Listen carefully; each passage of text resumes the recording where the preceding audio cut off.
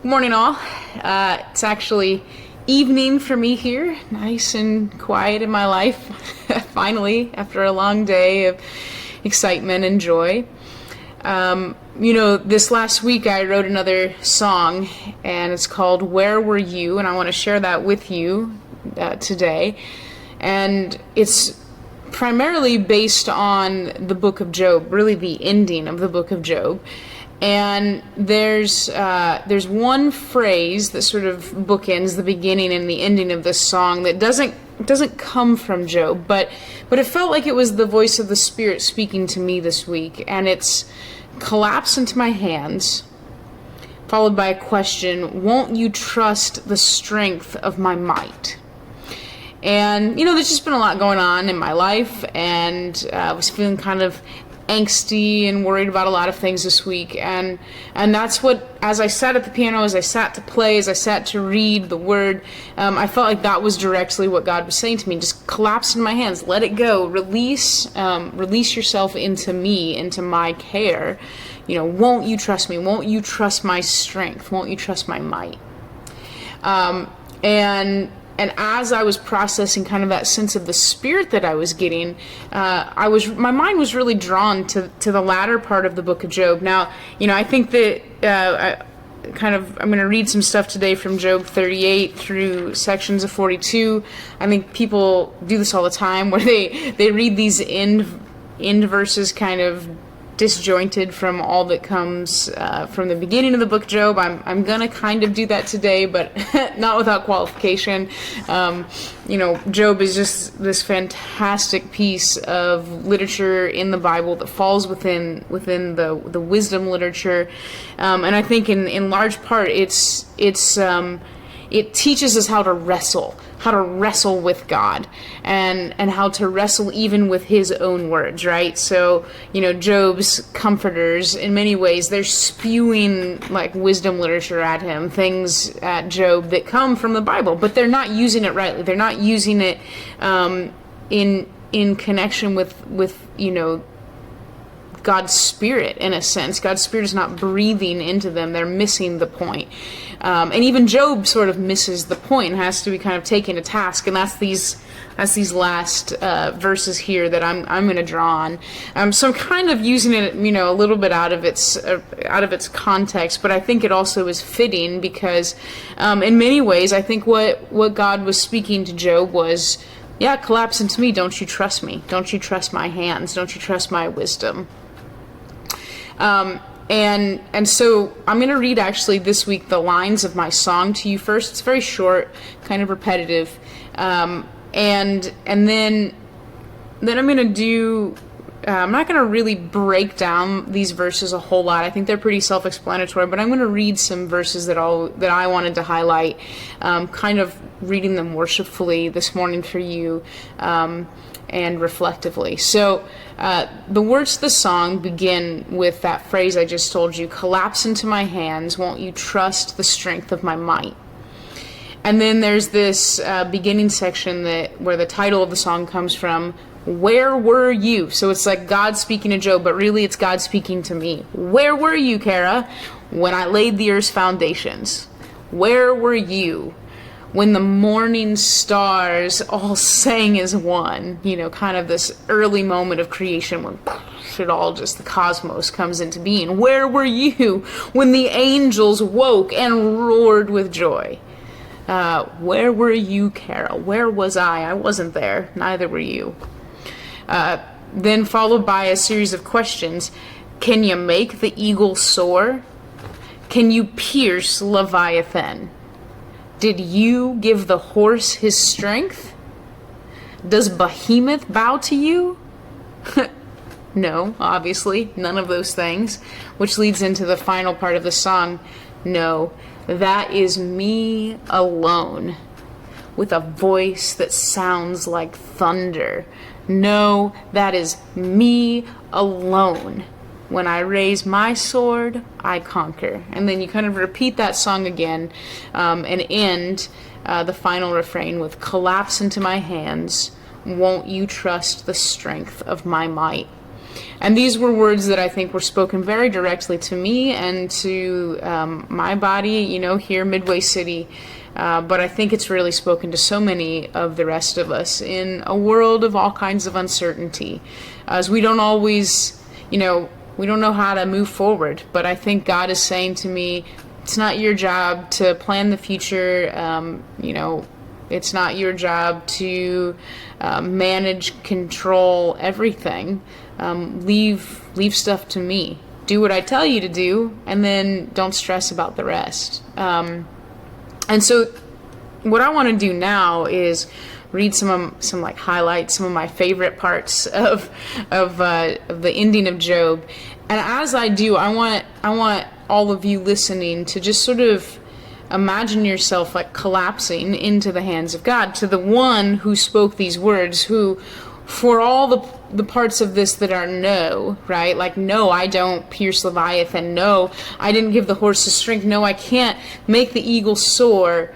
But to allow ourselves to collapse into the hands of the one who does, and to just rest in him this morning and in the might of his hands, and to know that if he's going before us, if his sword is raised, if we're rightly in line with him, then when he raises that sword, he conquers, and he makes a path, he makes a way for us, and when his voice thunders, things come into being, and new life comes out of the dead things. So with that in mind, maybe even just prayerfully lift and put into your hands those things that burden you, that you actually can't hold, you can't carry, you don't know what to do with, and see yourself giving those things over to the Lord, and even visualize seeing yourself collapse into the hands of this God.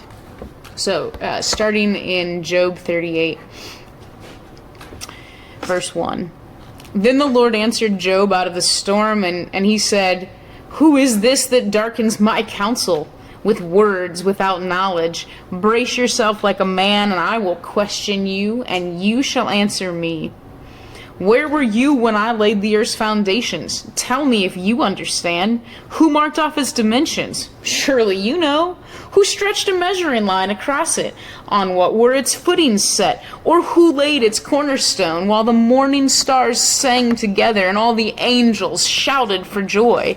Who shut up the sea behind doors when it burst forth from the womb? When I made the clouds its garments and wrapped it in thick darkness? When I fixed limits for it and set its doors and bars in place? When I said, this far you may come and no further. Here is where your proud waves halt. Have you ever given orders to the morning, or shown the dawn its place, that it might take the earth by the edges and shake the wicked out of it? The earth takes shape like clay under a seal. Its features stand out like those of a garment. The wicked are denied their light, and their upraised arm is broken. Have you journeyed to the springs of the sea, or walked in the recesses of the deep? Have the gates of death been shown to you? Have you seen the gates of the shadow of death? Have you comprehended the vast expanses of the earth? Tell me if you know all of this. What is the way to the abode of light? And where does the darkness reside? Can you take them to their places? Do you know the paths to their dwellings? Surely you know, for you were already born. You've lived so many years. Have you entered the storehouses of the snow, or seen the storehouses of the hail, which I reserve for times of trouble, for days of war and battle? What is the way to the places where the lightning is dispersed, or the place where the east winds are scattered over the earth? Who cuts a channel for the torrents of rain, and a path for the thunderstorm, to water a land where no man lives, a desert with no one in it, to satisfy a desolate wasteland and make it sprout with grass? Does the rain have a father? Who fathers the drops of dew? From whose womb comes the ice? Who gives birth to the frost from the heavens, when the waters become hard as stone, when the surface of the deep is frozen? Can you bind the beautiful Pleiades? Can you loose the cords of Orion? Can you bring forth the constellations in their seasons, or lead out the bear with its cubs? Do you know the laws of heaven? Can you set up God's dominion over the earth? No, no, no, no, and no to none of those things. No, I cannot. Job could not. You cannot. But we serve a God who can. Friends, collapse into his hands today. Trust the strength of his might. With all of the things that burden you and weigh on your shoulders, give them over to him, the one who can conquer. There's a section in here. I just love all of this, and I would like to read it to you, but I'm going to refrain. You should all read like Job 38 to 42 today. But he talks about, these great land monsters, behemoth and the eagles and even the ostrich. But I'm going to start over in chapter 41, verse 1, the stuff about leviathan. I just think this is fascinating. Can you pull in the leviathan with a fish hook, or tie down his tongue with a rope? Can you put a cord through his nose, or pierce his jaw with a hook? Will he keep begging you for mercy? Will he speak to you with gentle words? Will he make an agreement with you for you to take him as your slave for life? Can you make a pet of him like a bird? Or can you put him on a leash for your girls? Will traders barter for him? Will they divide him up among the merchants? Can you fill his hide with harpoons or his head with fishing spears? If you lay a hand on him, you will remember the struggle, and you'll never do it again. Any hope of subduing him is false. The mere sight of him is overpowering. No one is fierce enough to rouse him. Who then is able to stand against me? Who has a claim against me that I must pay? Everything under heaven belongs to me. I will not fail to speak of his limbs, his strength, and his graceful form. Who can strip off his outer coat? Who would approach him with a bridle? Who dares open the doors of his mouth, ringed about with fearsome teeth? His back has rows of shields tightly sealed together. Each is so close to the next that no air can pass between. They are joined fast to one another. They cling together and cannot be parted. His snorting throws out flashes of light. His eyes are like the rays of the dawn. Firebrands stream from his mouth and sparks of fire shoot out. Smoke pours from his nostrils as from a boiling pot over a fire of reeds. It just goes on and on with his breath lighting up things with fire. I mean, this is like dragon imagery. Finally, at the end, in chapter 42, verse 1, it says, Then Job replied to the Lord, after just being taken to task with all of this, I know that you can do all of these things. No plan of yours can be thwarted. You asked, who is this that obscures my counsel without knowledge? Surely I spoke of things that I did not understand, things too wonderful for me to know. You said, listen now, and I will speak. I will question you, and you shall answer me. My ears have heard of you, but now my eyes have seen you. Therefore I despise myself and repent in dust and ashes. It is glorious. This is glorious. Today, may we all despise ourselves in a sense and repent in dust and ashes. These verses do not tell us not to wrestle with God. I think there's wrestling with God all over the Bible that is acceptable and pleasing to him. And in fact, it's in Job's wrestling with God that God appeared to him and sort of took him to task and reoriented Job's perspective to the point where Job realized who he was and realized who God was. And that's what I want for all of you, for me, for all of us in the world today, is to see rightly who we are in relation to who God is, that our eyes would see the one that we formerly had only heard of, and that in doing so we would learn to collapse into him, to trust him, and also to fear him, rightly to fear him, to follow him, and to do justice and mercy each day of our lives, and to walk in his paths faithfully.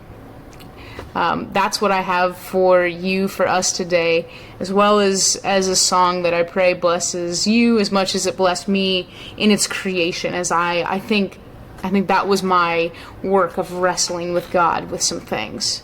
So may the Lord bless you and keep you. May he make his face to shine upon you this week and give you his peace. Much love, friends. Collapse into my hands. Won't you trust the strength of my might? Where were you when I laid the earth's foundations?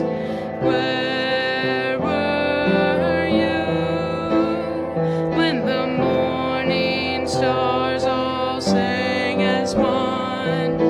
Where were you when the angels woke and roared with joy?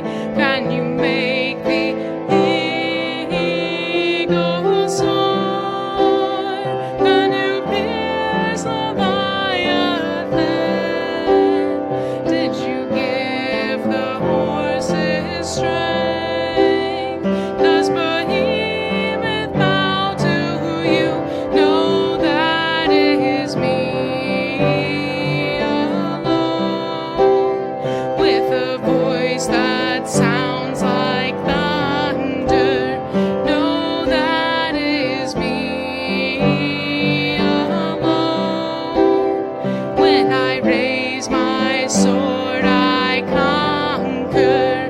Know that it is me alone, with a voice that sounds like thunder. Know that it is me alone. When I raise my sword, I conquer.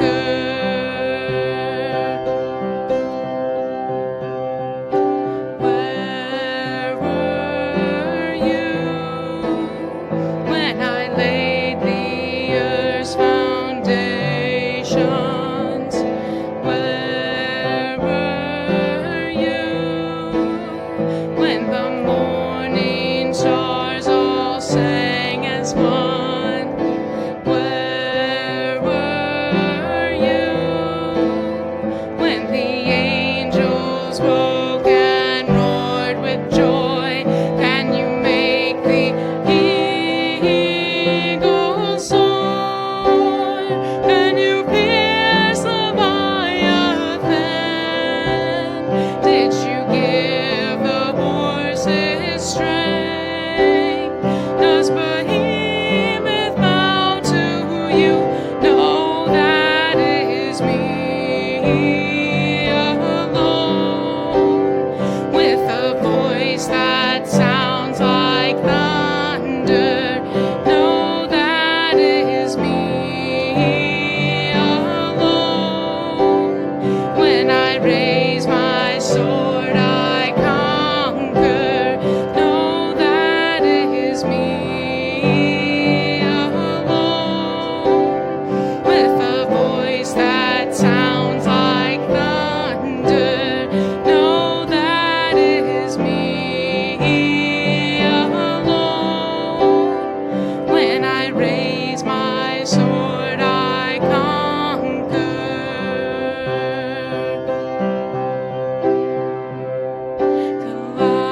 Collapse into my hands. Won't you trust the strength of